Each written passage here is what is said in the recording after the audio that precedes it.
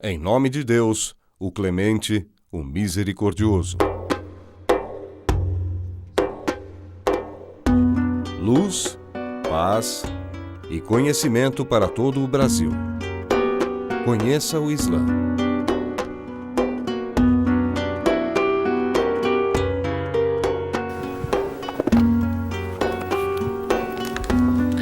Assalamu alaikum wa rahmatullahi wa barakatuh. Que a paz esteja convosco. Iremos exibir essa semana o programa O Islã no Mundo, onde será abordado alguns pontos, como a mulher no Islã. Qual a diferença entre religião, cultura, costume e tradição? Por acaso, o Islã entrou nos países através da espada? O que é o Alcorão? O que os muçulmanos acreditam? A mulher no Islã. Para nós muçulmanos, a mulher é além do que a metade da sociedade. A mulher é a educadora, é a formadora da metade da sociedade. São nossas mães, nossas irmãs, nossas esposas e nossas filhas, que nos educam, nos ensinam e nos formam. O profeta Muhammad disse, que a paz seja sobre ele, o paraíso corre aos pés das mães. Muitas pessoas acham que o Islã oprime a mulher, mas isto não é verdade. O Islã dignifica a mulher, o Islã protege a mulher. A mulher para no Islã é como uma pérola, como uma joia, deve ser preservada. Deus diz no Alcorão: ó humanos, em verdade, os criamos de homem e uma mulher, e fizemos de inúmeros tribos e povos, para que conhecesseis uns aos outros, e saiba que o melhor para Deus é o mais temente. Para nós muçulmanos, a mulher e o homem, ambos têm responsabilidades e deveres iguais com Deus. Porém, cabe ao homem a proteção, manter, educar, defender e fazer valer os direitos da mulher. A mulher, por si só, por ser mãe, por ser filha, por ser esposa, é a grande educadora, é a grande formadora da sociedade. Essa é a mensagem do Islã sobre as mulheres. Assalamu alaikum wa rahmatullahi wa barakatuh. Que a paz esteja convosco.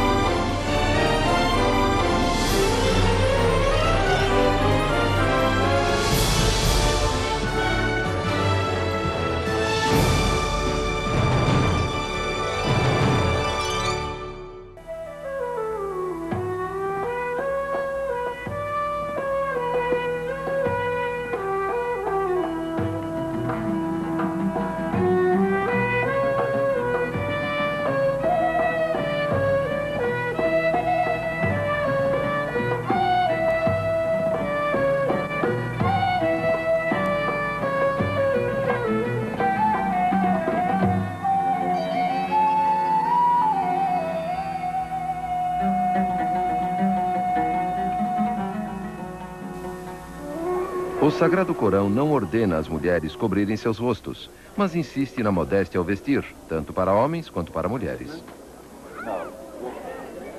As tradicionais vestimentas femininas, o hijab, o chador e o jilbab, os termos variam um pouco de país para país, costumam ser a primeira coisa a provocar o preconceito ocidental.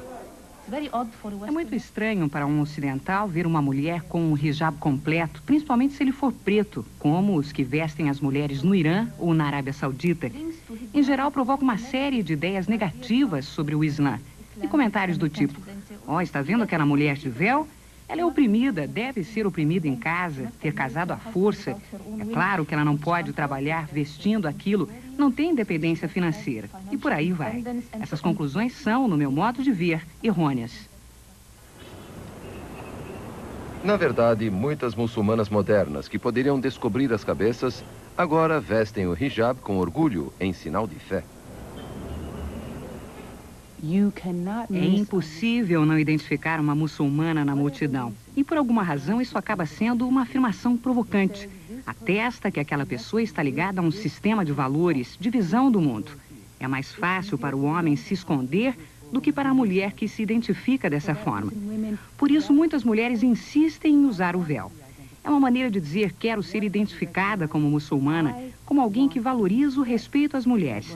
Quero ser considerada pelo meu espírito, pelas minhas ideias e não pelo meu corpo e aparência. Esse posicionamento atende a diversos níveis de solicitação. Pessoal, necessidade psicológica de identificação e também uma atitude política que se afirma como uma reação à modernidade ocidental e aos preconceitos contra o Islã. Os véus tornaram-se para as muçulmanas um aspecto da multifacetada identidade feminina e símbolo no mundo moderno. Ao norte da Nigéria, por exemplo, os muçulmanos tradicionais de ambos os sexos usam roupas modestas, mas coloridas, especialmente nas festividades. Recentemente, algumas devotas optaram pelo hijab completo em sinal de compromisso.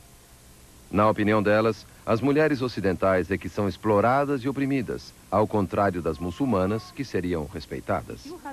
Se você possuísse um diamante, largaria num lugar qualquer com esse quintal? Claro que não. Provavelmente iria embrulhá-lo com cuidado e guardá-lo num bom lugar na casa, não é? Para a mulher muçulmana, o seu corpo é tão precioso que não pode ser visto por todos. Não é para que qualquer um olhe e sinta prazer. Ela o oculta e só o revela a quem de direito.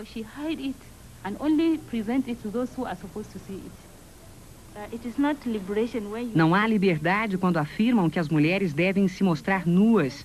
É só opressão, pois os homens querem vê-las nuas. Então dizem que elas deveriam ser liberadas, não usar esse véu que usamos. Querem enganá-las, oprimi-las, exibir sua nudez. Por isso apregoam que o Islã oprime as mulheres, que elas deveriam se liberar, ficar nuas. Eu acho que a verdadeira razão é que eles querem vê-las nuas. Outra coisa, sabe, é sobre isso da mulher sair, entende? Ir trabalhar e contribuir para o sustento da família. Ou seja, aumentar o orçamento familiar com o salário delas.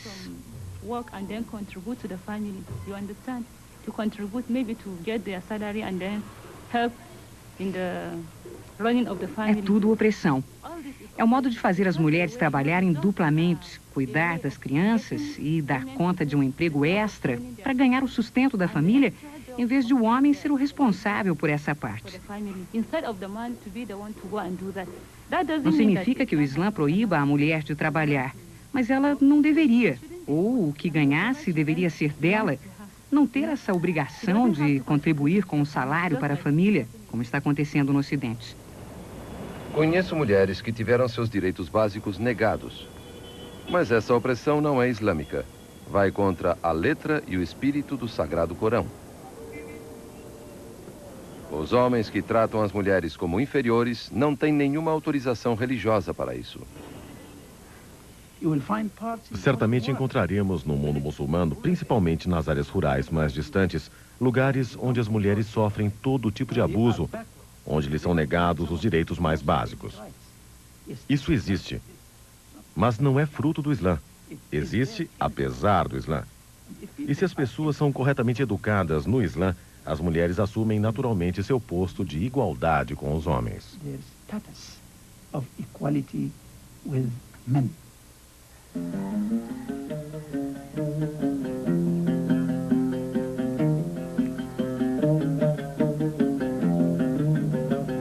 No delta do Nilo, onde os egípcios cultivam a terra há 6.000 anos, o padrão de vida familiar corresponde às necessidades da comunidade agrícola. As relações marido-mulher são estabelecidas tanto pelo costume antigo quanto pela religião. Faísa e seus 4 filhos vivem na casa que foi dos sogros dela. Ela cozinha e limpa a casa para toda a família, enquanto o marido está fora, trabalhando na Arábia Saudita. Faísa tem ideias sólidas sobre seus direitos e deveres e os de seu marido na vida conjugal.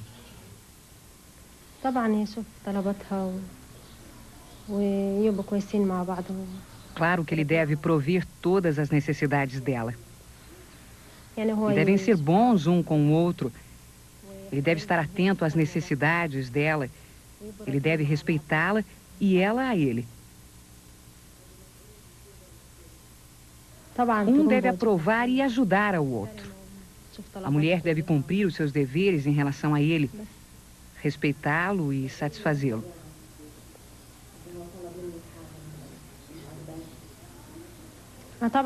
E se o marido pede algo que a mulher desaprova, eu faço tudo o que ele pedir. Mesmo se ele pedir algo que eu não goste, sim, a palavra final é dele. Faiza casou aos 13 anos. Seu horizonte se limita aos deveres de mãe e esposa. Ela teve pouca instrução e poucas expectativas.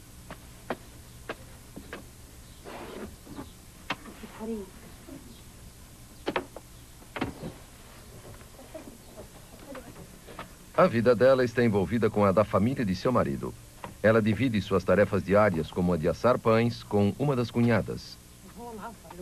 Aqui, as mulheres aceitam que sua responsabilidade é ser a guardiã da honra da família, assim como sua cozinheira e faxineira. Faiza entende que seu marido tem o direito de repreendê-la caso ela realmente desonre o nome dele. Está certo que ele bata nela caso ela faça algo errado, pois deve haver honra entre homem e mulher. Eu aceitaria uma surra se eu fizesse algo errado. Uma surra de verdade.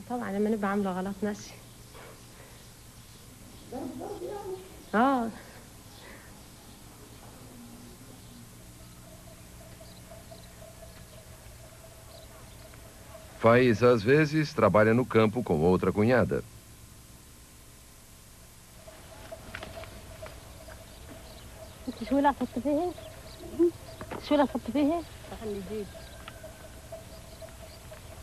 Ela suporta muita coisa, mas há algumas que não aguenta.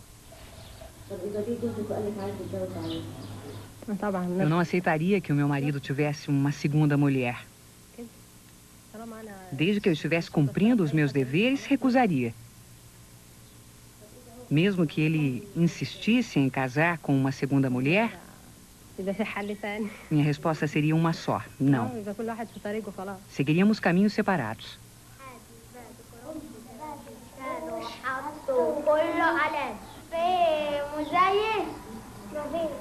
Faiza exige que suas 4 crianças frequentem a escola, tanto as filhas quanto os filhos.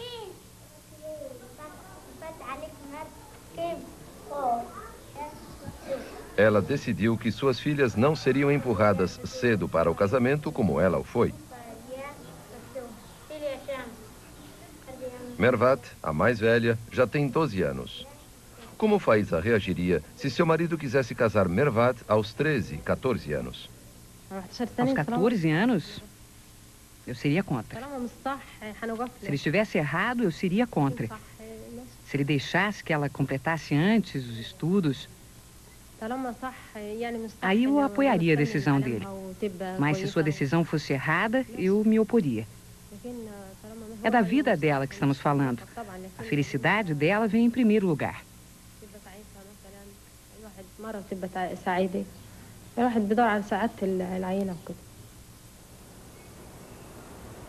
De alguma forma, as ideias de Faiza sobre direitos e deveres do casal se ajustam às do renomado perito em direito islâmico, Sheikh Al-Ghazali. Casamento é mútuo dever. Não é só prazer. Mas é também uma troca de direitos e deveres. Deus Todo-Poderoso disse: as mulheres devem ter exatamente os mesmos direitos aos quais estão sujeitas. A troca de direitos e deveres é a base da vida familiar. O Corão sempre instruiu os homens a serem compassivos e bondosos com suas esposas. Se há desacordo, o marido deve fazer todo o esforço para encontrar uma solução, persuadindo e argumentando. Em muitos países muçulmanos, um homem só pode ter uma segunda esposa com a permissão expressa da primeira. Hoje, uma proporção muito pequena de muçulmanos tem mais de uma esposa. Atualmente, muitas egípcias são profissionais, médicas, professoras, advogadas, assim como acontece com as mulheres do Ocidente. Sanaa Harun é uma esposa e mãe, mas também é professora na Faculdade de Agronomia. As mulheres têm lecionado em escolas e universidades egípcias nos últimos 40 anos e Sanaa consegue coordenar bem uma classe mista. Sanaa está interessada nas ideias de seus alunos sobre o papel dos jovens e das mulheres na sociedade contemporânea egípcia. Por exemplo, Como os jovens reagiriam se sua irmã fosse sair à noite? Pergunto aos que acham que a irmã não deveria sair à noite se se trata de falta de confiança nas mulheres ou naquela mulher em particular, ou se é importante que se cumpra a austera tradição das gerações passadas. Alguns, como esse jovem, acham que não se trata de uma questão de falta de confiança ou de respeito incondicional à tradição, mas de mudança dos padrões de comportamento. Na opinião dele, as garotas deveriam tomar mais cuidado com os outros e com a opinião dos outros. Existe muita confusão, o risco é real e as consequências podem ser tristes. De modo geral, as alunas acham que é importante tentar. Os pais podem se opor de início, mas depois acabam concordando. Afinal, o risco existe para todos. Outra pergunta é sobre o ingresso das mulheres nas universidades e sua crescente participação no mercado de trabalho. Segundo alguns, elas deveriam ter permissão para trabalhar, mas somente em serviços adequados para mulheres. Os que pensam assim argumentam que as mulheres têm forças e fraquezas diferentes das dos homens. Certamente não concordariam que sua irmã, mulher ou noiva, fosse uma policial. Recentemente, um fato novo causou polêmica no Egito e surpreendeu o resto do mundo. Na verdade, ninguém esperava que as egípcias fossem autorizadas a trabalhar na polícia, considerado um tradicional reduto masculino, até mesmo no Ocidente. Mas foi o que aconteceu. Hoje já podemos ver mulheres egípcias portando armas e perseguindo criminosos. Claro que elas ainda são uma minoria, mas algumas já se destacaram como excelentes atiradoras e prenderam marginais perigosos.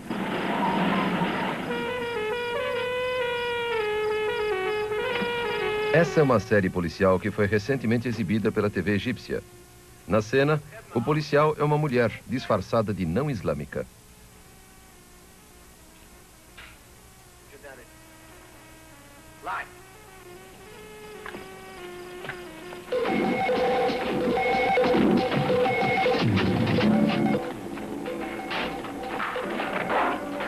Sanaa está atenta aos programas assistidos pelos filhos.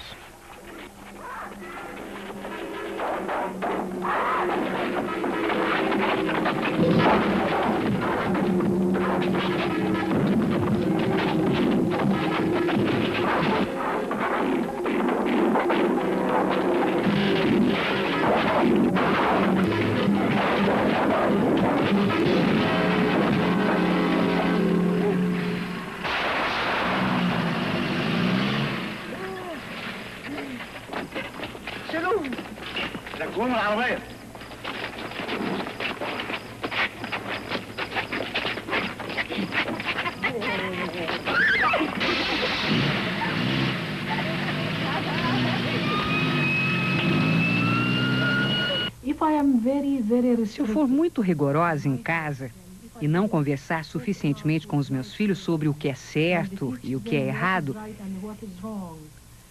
se eles não conseguirem se abrir comigo, aposto que irão aprender uma porção de coisas erradas lá fora.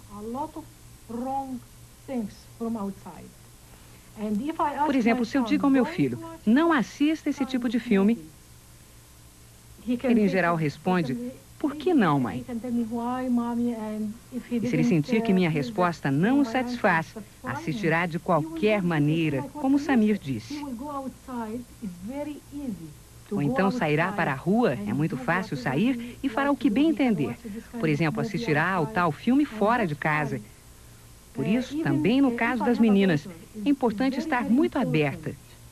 Porque nesse século XX não é possível controlar todos os movimentos dos filhos. O único jeito é orientá-los. There is no way to control or her movement. There is no way. The only way to guide her. O marido de Sanaa, Samir, também é da universidade. Ele ajuda os meninos com a lição de casa. Mas Sanaa não gosta que ele ajude no trabalho doméstico.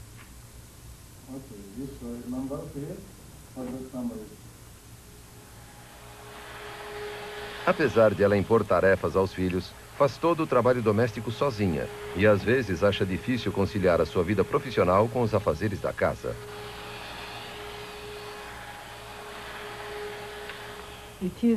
É muito difícil, mas amo os dois. Amo o meu trabalho, mas amo minha casa, os meus filhos e meu marido muito. E sinto que se um dia tiver de sacrificar o meu trabalho ou minha casa, é claro que deixaria o meu trabalho, ficaria em casa. Mas até agora eu tenho boa saúde e consigo administrar bem o meu tempo.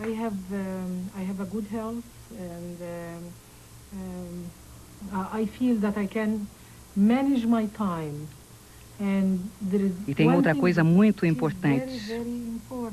Meu marido, desde o nosso casamento, ele sempre apoiou e incentivou minha carreira. A successful woman in my career. A relação entre Sanaa e Samir é bem equilibrada, embora ela aceite que ele assuma a responsabilidade final pelas decisões que afetam a família. Mas ela não permitiria que ele tivesse outra esposa. Bem, eu não vou permitir. Eu não daria permissão a ele. Acho que se ele fizesse isso, não ficaria com ele. Porque mesmo que a religião permita ao homem, sob algumas condições, casar com outra, gostar de ser marido de outra, eu acho que não suportaria.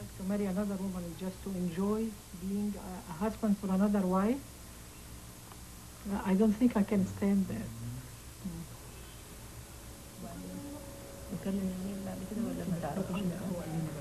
A relação de Sanaa com a mãe, Hadia Sosan, também é íntima. Elas se veem todo dia e Sanaa leva em consideração as opiniões da mãe.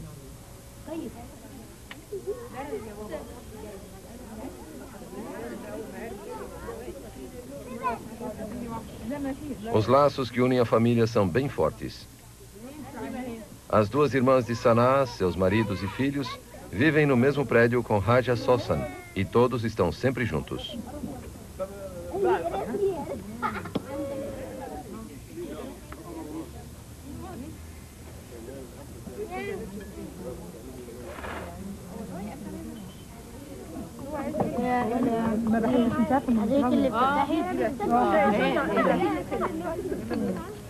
Mesmo numa grande cidade como Cairo, os laços familiares tendem a ser mais fortes que no Ocidente. Nas festas, aproveitamos para reunir toda a família. O mais importante é que os jovens visitam os velhos conversam com os jovens, brincam com as crianças. Todos se visitam. A família é muito importante para nós. Não queremos que aconteça com ela o que está acontecendo no Ocidente, cada um para o seu lado, sem nunca se ver, trocar uma opinião. Aqui a família nunca vai se desintegrar da forma como está desintegrando no Ocidente, porque a religião está em nossos corações e mentes. Claro que há problemas sociais nos países muçulmanos, e o Islã tem um sistema próprio para enfrentá-los. É o chamado zakat, uma forma de caridade que constitui uma das doutrinas centrais da fé. Nessa mesquita no Cairo pratica-se o zakat, ensinando as meninas pobres a ler, uma instrução que, de outro modo, provavelmente não teriam. O aprendizado na mesquita é feito em torno do Corão.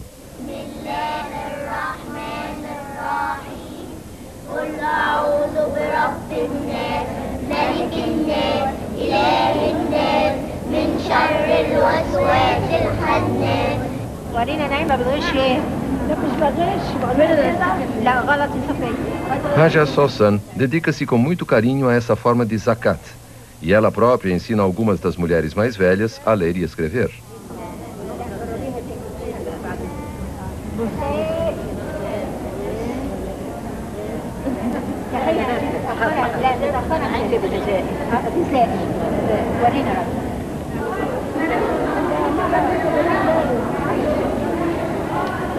Desde que tenha condições, é dever de todo muçulmano contribuir com uma parte de seus ganhos para o zakat, distribuído semanalmente entre os pobres.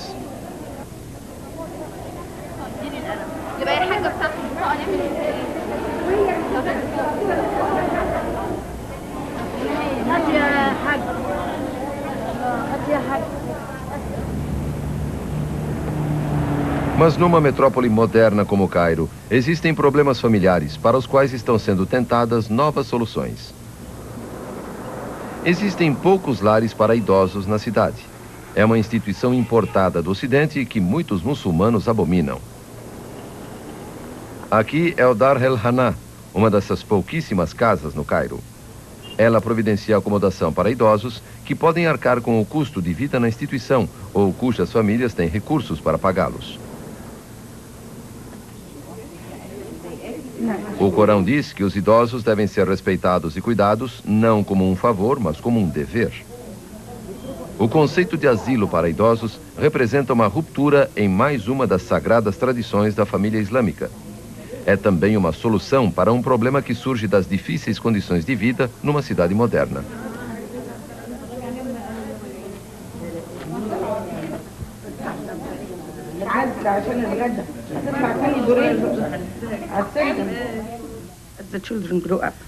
As crianças, ao crescerem, precisam de espaço para dormir, estudar e brincar. Às vezes, uma pessoa mais velha se sente desconfortável nesse ambiente. Logo, a própria família sente que deve morar em outro lugar. É a pessoa mais velha.